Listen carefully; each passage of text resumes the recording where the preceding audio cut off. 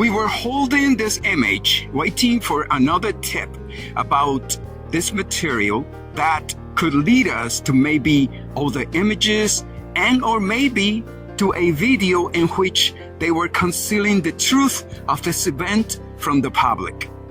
Because we wanted to show the public the strange behavior and effects of this energy system in action.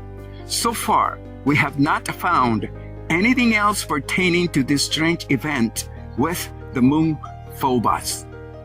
And we want to let you know that there are some people involved with some of these projects that don't like the idea of hiding this information from the public.